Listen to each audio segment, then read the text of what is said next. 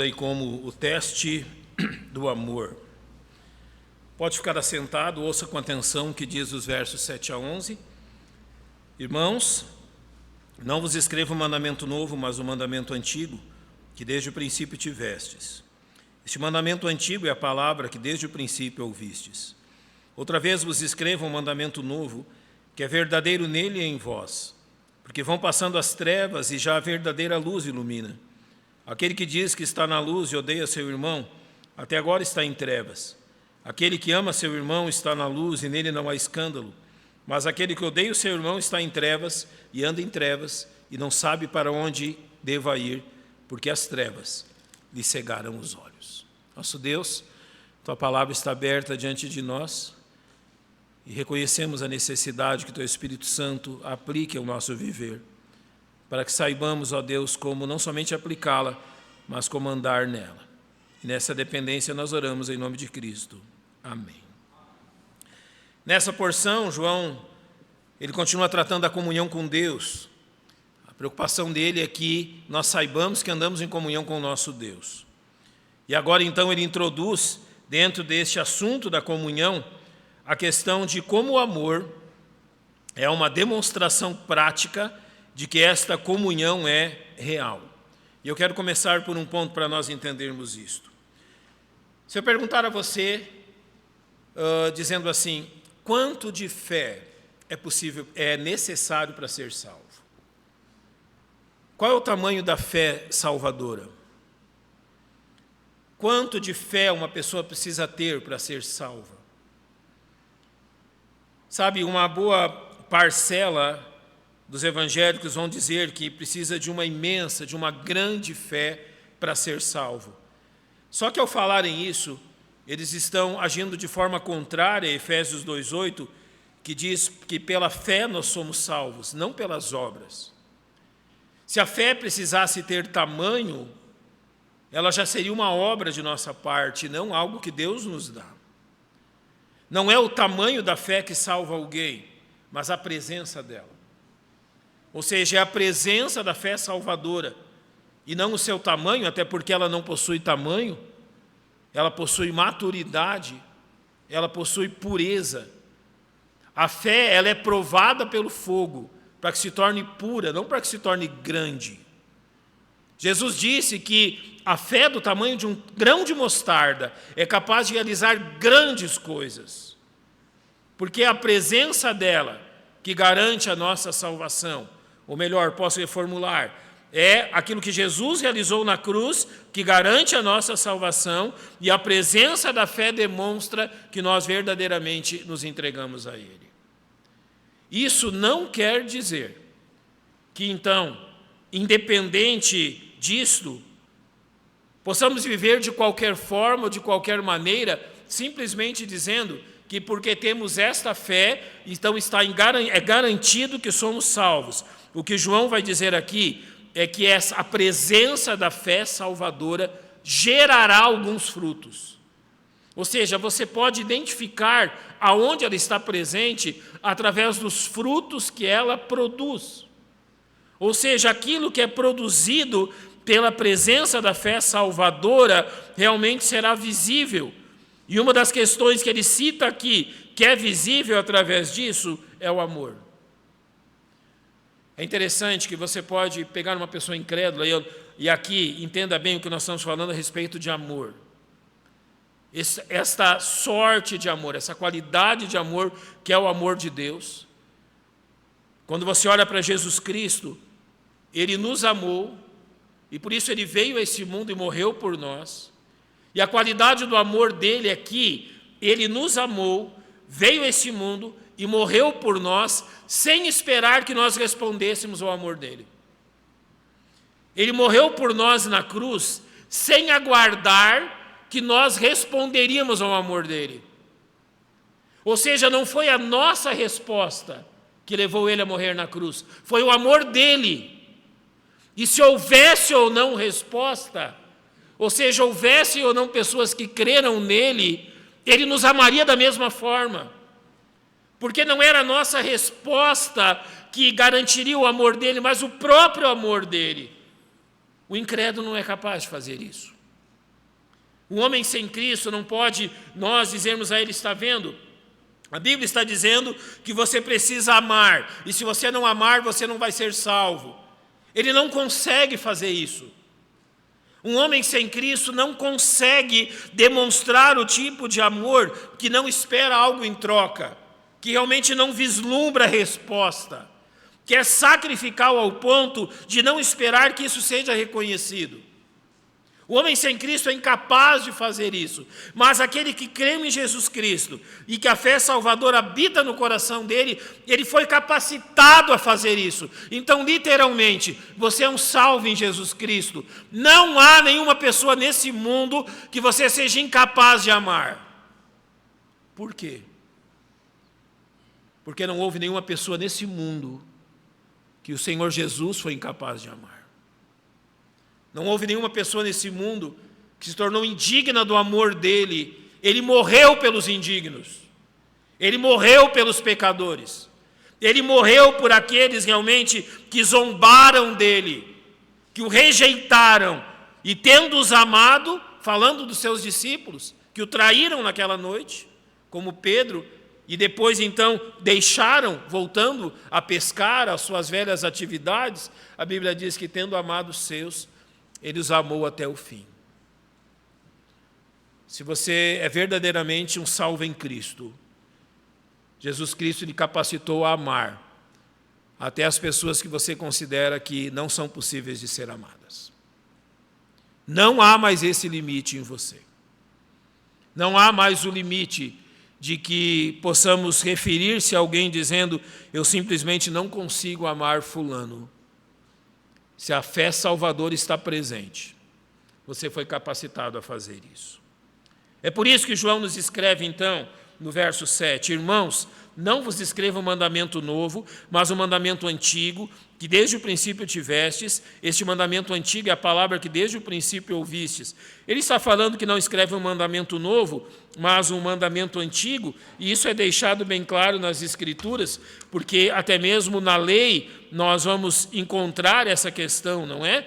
Quando nós falamos, por exemplo, de um mandamento novo, João 13, capítulo 13, verso 34 diz: um novo mandamento vos dou, que vos ameis uns aos outros, como eu vos amei, que também vós uns aos outros vos amei.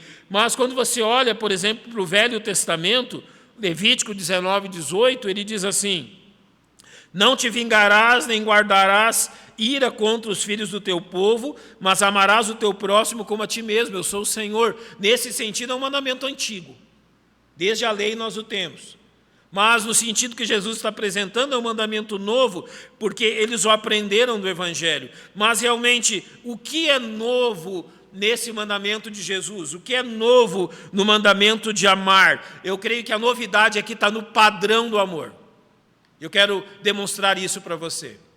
Nós encontramos pelo menos 3 níveis desse amor nas Escrituras, e há realmente um desenvolvimento desse padrão, e é muito interessante nós percebermos esse desenvolvimento. Você conhece, por exemplo, o Decálogo, os 10 mandamentos em Êxodo 20. Olhe para Êxodo 20, 13, principalmente dos versos 13 a 17, e observe uma coisa. Dirá assim, essa porção, esses 5 mandamentos dirão assim: não matarás, não adulterarás, não furtarás, não dirás falso testemunho contra o teu próximo, não cobiçarás a casa do teu próximo. Você vai lembrar que no Novo Testamento nós vamos ler que o amor é o cumprimento dessa lei. O amor cumpre essa lei. E o que tem de amor nessa porção das Escrituras? Como era o padrão de amor do Decálogo, dos 10 mandamentos? O padrão é: não faça para o próximo aquilo que você não quer que ele faça para você. Então é essa a visão dos 10 mandamentos. Como que eu amo o meu próximo? Não fazendo para ele aquilo que eu não desejo que ele faça para mim. Notem então que nós temos aqui um padrão, algo já bem mais elevado do que as pessoas daquele dia. Realmente, onde a barbárie e a violência, a crueldade dominavam o mundo, agora você tem uma lei que diz: olha, não faz isso. Você não quer que os outros façam para você, então realmente não faça isso. Mas é interessante que no ministério de Jesus, ele vai realmente alongar isso. Olha para Mateus 7,12, nós chamamos isso da regra de ouro, e Mateus 7,12 vai colocar um degrau a mais nisso. Portanto, tudo que vós quereis que os homens vos façam, fazei-lo vós também, porque esta é a lei e os profetas. Notou a diferença? Na lei era: não faça o que você não quer que as pessoas façam para você. Em Mateus 7,12 faça aquilo que você deseja que as pessoas façam para você. Subiu de nível? Subiu. Agora não é mais uma questão negativa, agora é uma questão positiva. Como que você ama? Fazendo pelos outros aquilo que você deseja que eles fizessem por você. Mas a coisa não parou aí, e nós chegamos agora nisto. Para nós cristãos, aqueles que cremos em Cristo, cuja fé salvadora habita em nosso coração, o padrão não é: não faça o que você não quer que os outros façam a você. Isso é bom. Isso não quer dizer que nós não devemos cumprir isso. Continue fazendo isso.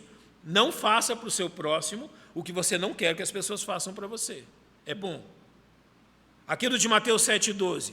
Faça o que você deseja que as pessoas façam para você. É ótimo.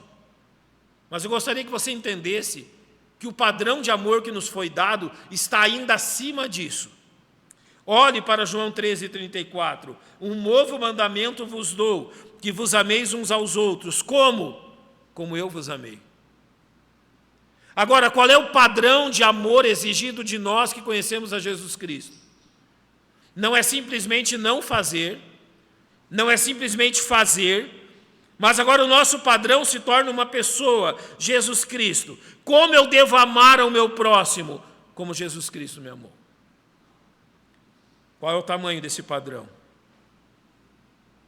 Ame ao próximo como eu lhe amei.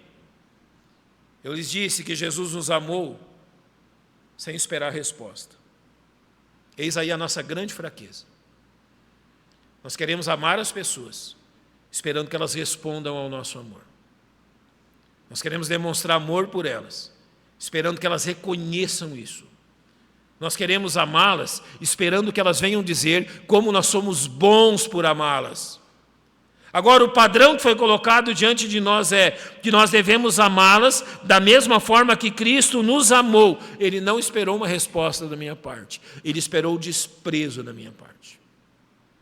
Nós o amamos, por quê? Porque ele nos amou primeiro. Essa é a obrigação quanto ao amor. Isso realmente é o que ele quer de nós em relação a este amor. Mas olha agora para o verso 8 de 1 João capítulo 2. Outra vez vos escrevo um mandamento novo, que é verdadeiro nele e em vós. Então ele acrescenta algo, porque vão passando as trevas e já a verdadeira luz ilumina. Eu comecei dizendo a vocês que não é o tamanho da fé que salva, mas a presença dela. E uma vez que ela está presente, ela começa a dar os seus frutos. Nós somos salvos da condenação do pecado, uma vez que Cristo nos perdoou eternamente. Mas agora, hoje, nós estamos sendo salvos do poder do pecado. E muitas das coisas que existiam em nossa vida antes de Jesus Cristo, talvez continuem presentes em nossa vida. O que Deus está fazendo hoje? Está tirando o pecado de dentro do nosso coração.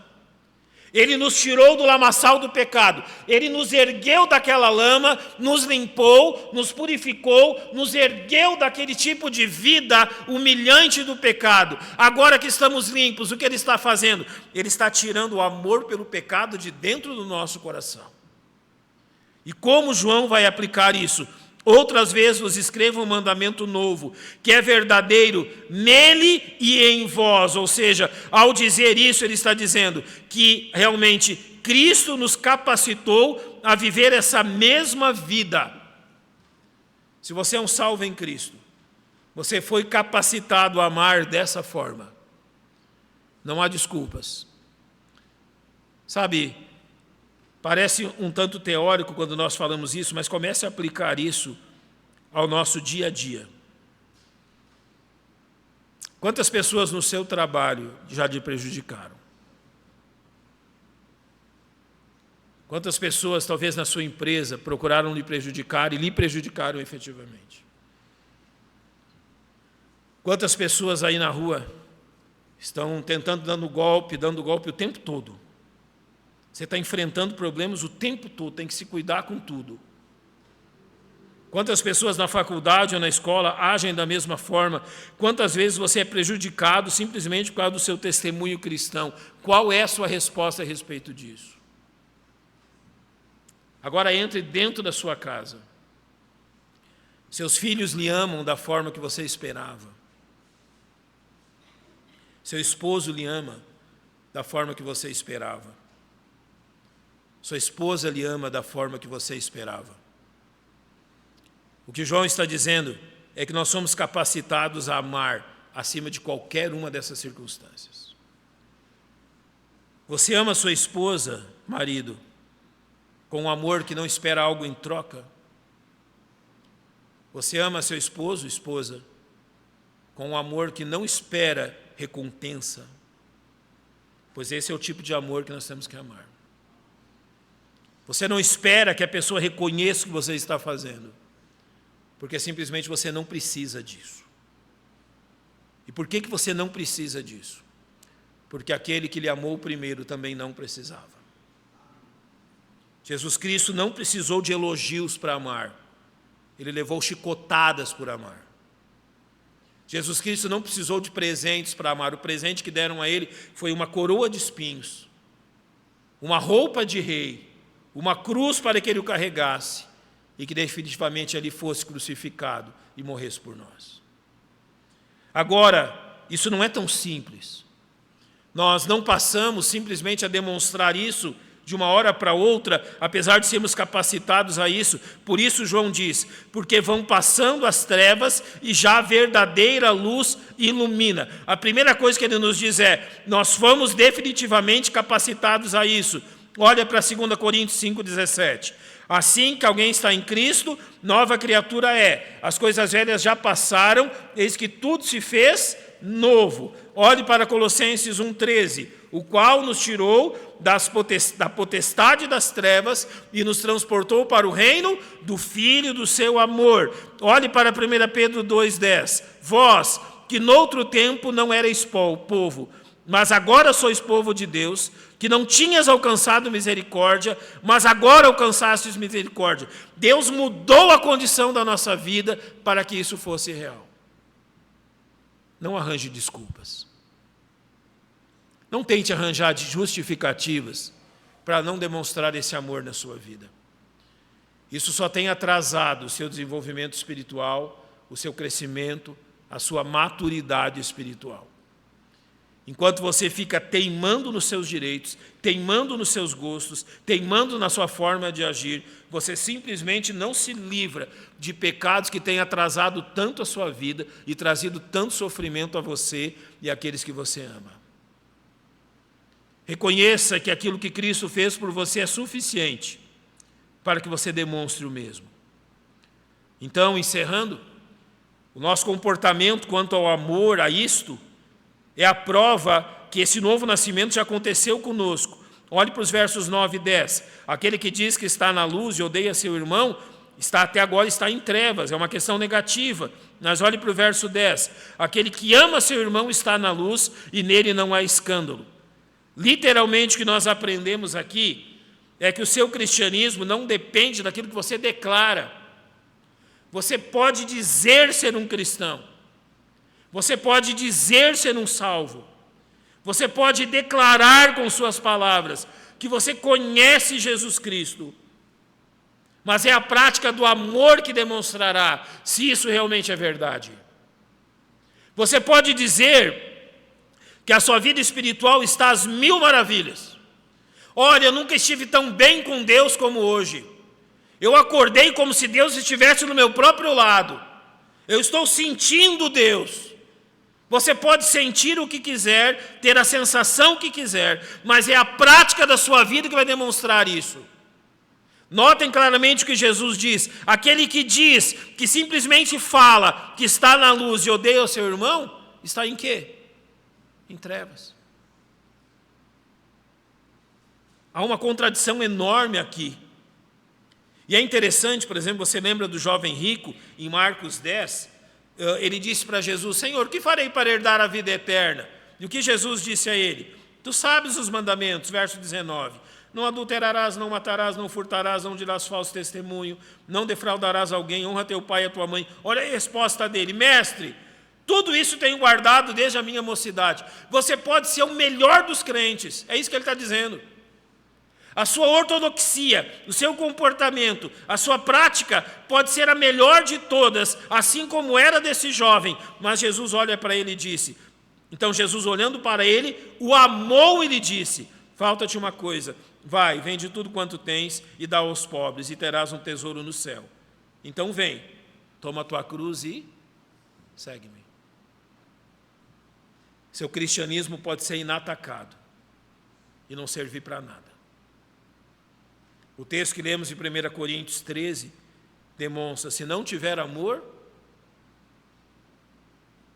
porque a grande marca que esse cristianismo é verdadeiro, é aquilo que o mundo não pode imitar. O mundo imita as nossas palavras, a nossa veste, o nosso comportamento, segurar a Bíblia, a nossa oração. O incrédulo pode até pregar a palavra de Deus, o que eles não podem fazer é amar como Jesus amou. Isso é impossível. Não tem como. Esse mandamento, então, estabelece uma grande separação. Olhe para Tito, capítulo 3, a partir do verso 3, Paulo vai dizer, porque também nós éramos noutro tempo, guarde esse tempo verbal, noutro tempo é o passado, como nós éramos antes de conhecer a Cristo, insensatos, desobedientes, extraviados, servindo a várias concupiscências e deleites, vivendo em malícia e inveja. Então, observe, odiosos e odiando-nos uns aos outros. Sabe qual é o problema do incrédulo? Não somente as trevas lhe cercam, as trevas cercam o incrédulo, como o coração dele está cheio de trevas. Não adianta querer tirar as trevas ao redor dele, se não há como tirar as trevas do coração dele. E o que as trevas no coração dele demonstram? São odiosos e se odeiam uns aos outros. Isso é uma marca de quem? De um incrédulo. Mas olhe para o verso 4. Mas, ou seja, houve uma mudança. Quando apareceu a benignidade e amor de Deus, nosso Salvador para com os homens. Notem o que ele diz. Não pelas obras de justiça que houvéssemos feito, não por algo que nós realizamos, mas segundo a sua misericórdia, nos salvou pela lavagem da regeneração e da renovação do Espírito Santo, que abundantemente Ele derramou sobre nós por Jesus Cristo, nosso Salvador. Não dá para igualar a vida de um incrédulo e de um crente. O incrédulo ainda vive no verso 3, mas em outro tempo. O salvo, ele está nos versos 4 a 6, quando o amor e a misericórdia de Deus o cobriu. É esta a verdade que João tem apresentado. Há uma diferença tremenda aqui. E como ela se torna prática? Olhe para o verso 11. Mas aquele que odeia seu irmão está em trevas, e anda em trevas, e não sabe para onde deva ir, porque as trevas lhe cegaram os olhos. Talvez a cegueira seja uma das piores deficiências para se lidar. Talvez a cegueira seja a mais incapacitante dessas deficiências. Ser cego por alguma questão dos próprios olhos ou da mente, ou seja, uma questão orgânica, é um fato. Mas ser cego pelas trevas é ainda mais terrível. Você simplesmente não sabe para onde deva ir. Assim é um incrédulo. Da parte do cristão, eu encerro com o verso 10, aquele que ama seu irmão está na luz, essa é a primeira grande verdade, e nele não há escândalo. Qual é a primeira e constante manifestação do seu amor pelos seus irmãos? Nele não há tropeço. Sua vida cristã é uma vida cristã que leva outros a tropeçarem. você tem que abrir os olhos para isso. Você está pecando contra o amor. Suas palavras levam outros a tropeçarem. Tenha muito cuidado com isso. O que você está dizendo de outras pessoas ou propagando sobre outras pessoas levam os seus irmãos a tropeçarem. Tenha muito cuidado com isso. Você está pecando contra o amor. As tuas atitudes levam outros crentes a tropeçarem. Tenha muito cuidado com isso. Você está falhando no amor. A forma que você se comporta, a forma que você se veste, a forma que você realmente tem realmente as suas relações de amizade, de conduta com as outras pessoas, serve de escândalo. Talvez você seja um menino em Cristo ainda. Você não entendeu a importância do amor. Existem duas coisas, então. A primeira é que nós começamos a sofrer resultados disso. Problemas e dificuldades na nossa vida, e nós não conseguimos entender de onde vêm esses problemas. Do nosso pecar contra o amor. E nós não compreendemos que, realmente, uma vez em Cristo, não há como lutarmos contra isto. Nós precisamos realmente amar como Cristo nos amou. É natural para você respirar? Ou você precisa fazer força? Você só fez força porque eu disse. Se não tivesse dito, você não estava nem aí para a sua respiração. Agora que eu disse, você está tentando puxar o ar, né? Está ficando difícil. Mas se ninguém dissesse nada, você respiraria normalmente. Assim é o amor. É o ar da vida cristã. Não precisa fazer força. Você faz força é para não amar. Sabe onde é que está indo a sua energia? Sabe por que você está acordando cansado depois da noite de descanso? Você está fazendo força para fazer algo antinatural. Você está lutando para não fazer aquilo para o qual Cristo lhe ganhou. E está ficando difícil. Pois é, você está lutando contra uma verdade que você não devia lutar contra ela. Apenas vivê-la, obedecê-la. Obedecer a Cristo e o seu mandamento, como vimos na lição passada. Ah, mas eu não quero dar o braço a torcer para isso. Então continue lutando, meu amigo. As forças são suas. Quem não vai dormir direito é você. Não é eu, estou dormindo muito bem. Quem não vai ter descanso é você. Continue lutando contra isso até aonde você suportar. Até que então Deus tenha que colocar uma ferida maior para que você desista de ser teimoso. E comece a reconhecer que assim como respirar é natural, ao cristão amar é o que se espera dele. Deus vai ajudá-lo? Sem dúvidas. Porque quando vivemos esta vida, que é a vida que Cristo quer de nós, nós sentimos realmente o verdadeiro prazer da vida cristã. E eu termino perguntando, a vida cristã tem sido pesada? Ah, pastor, você não imagina como está sendo pesado ser cristão. O amor não tem peso. O amor é cheio de alegria e prazer.